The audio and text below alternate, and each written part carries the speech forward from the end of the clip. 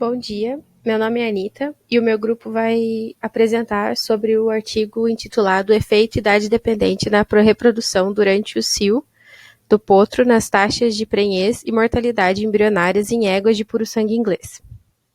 Esse é o título original do nosso artigo.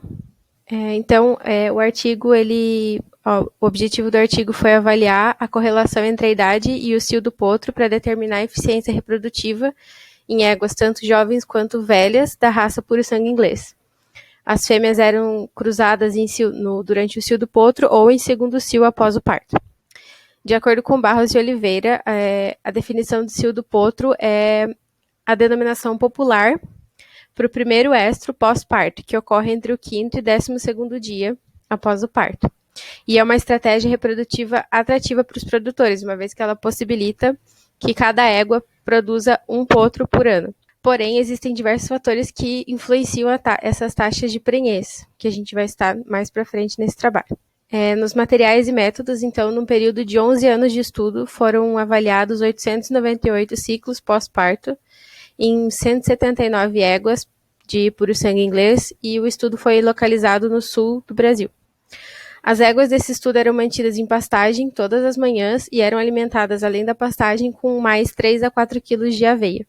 Já os garanhões eram mantidos em pastos separados e alimentados com concentrados 2 vezes ao dia, de manhã e à noite, e mais 3 quilos de feno de alfafa.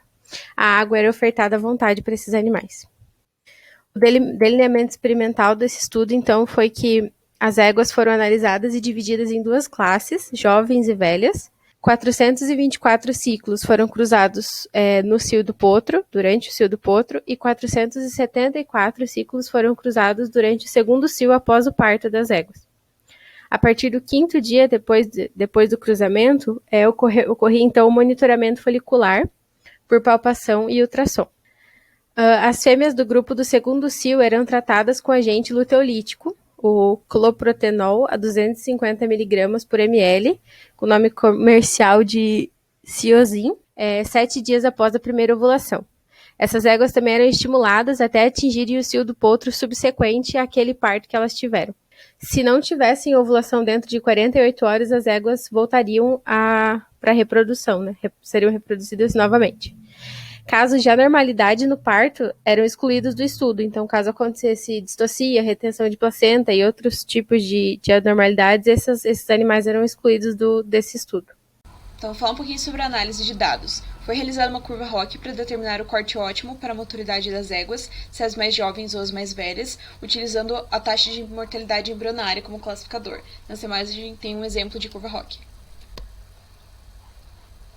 Foi também realizada a análise de regressão para determinar a probabilidade da taxa de prenhez e da mortalidade embrionária, levando em considerações as variáveis cio de reprodução, o cio do potro ou o segundo cio, a idade da égua, o intervalo entre o parto e a concepção e a interação entre essas variáveis, levando em consideração o nível de significância de 5%. O software utilizado foi o GMP. Então, com essas análises de dados, foram obtidos alguns gráficos. Nesse primeiro gráfico estão sendo analisadas as taxas de prenhez e de mortalidade embrionária das éguas criadas no cio do potro, que são representadas pelas barras pretas, ou no segundo cio, barras brancas. Foi obtida diferença estatística na taxa de prenhez, em que as éguas criadas no segundo cio tiveram uma maior taxa do que as criadas no cio do potro. Esse segundo gráfico fala sobre os efeitos da idade sobre as taxas de prenhez e de mortalidade embrionária, comparando as jovens, barras pretas, e as velhas, barras brancas. Foi obtida diferença estatística na taxa de mortalidade embrionária, em que as éguas jovens tiveram uma maior taxa do que as éguas velhas. Esse terceiro gráfico fala sobre os efeitos da idade sobre a taxa de prenhez nas éguas criadas no cio do potro e no segundo cio. As éguas jovens são as barras pretas e as velhas são as barras brancas. Houve diferença estatística na taxa de prenhez nas éguas jovens, em que a taxa de prenhez no segundo cio foi maior do que no cio do potro. E nesse último gráfico fala sobre os efeitos da idade sobre a taxa de mortalidade embrionária nas éguas criadas no cio do potro e no segundo cio. As jovens são as barras pretas e as velhas são as barras brancas. Houve diferença estatística em ambos os casos, em que as éguas velhas tiveram uma maior taxa de mortalidade embrionária no cio do potro e as éguas jovens tiveram uma maior taxa de mortalidade embrionária no segundo cio. Então, os resultados obtidos com esse artigo foram que a taxa de prenhez é mais elevada no segundo cio do que no cio do potro e não foi afetada pela idade das éguas. A taxa de mortalidade embrionária foi mais elevada nas éguas idosas do que nas jovens, no cio do potro, e a recomendação para éguas com mais de 10 anos deve ser criadas no segundo cio. Então, aqui na parte de discussão, né, sobre o trabalho, os relatórios, no caso, anteriores, eles entraram em concordância com a conclusão desse artigo, que diz que a taxa de prenhez ela é maior no segundo cio do que no cio do potro. E por que isso ocorre? Isso ocorre porque o útero ainda não regrediu para o estado, no caso, histológico cíclico normal. E isso tem um período que leva de 9 a 14 dias.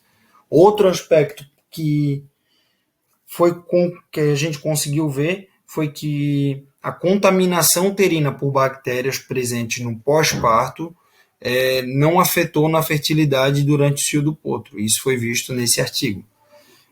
Outra coisa é que a diminuição na taxa de prenhez nas éguas jovens durante o cio do potro, em comparação com o segundo cio, ele foi contrário ao que os outros artigos apresentaram.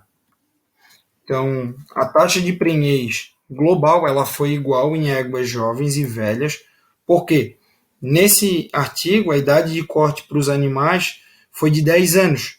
Então, meio que ficou bem parecido, ou no caso aqui, igual, né, a taxa de prenhez. Do contrário, em outros artigos, né, que a gente notou que quanto mais velho o animal, menor era a taxa de prenhez. Porque nesses outros trabalhos, a idade de corte ela ultrapassava a marca 10 anos, indo até 17 anos de idade. Então, quanto mais velho era o animal, menor a taxa de prenhez, certo? Por que isso?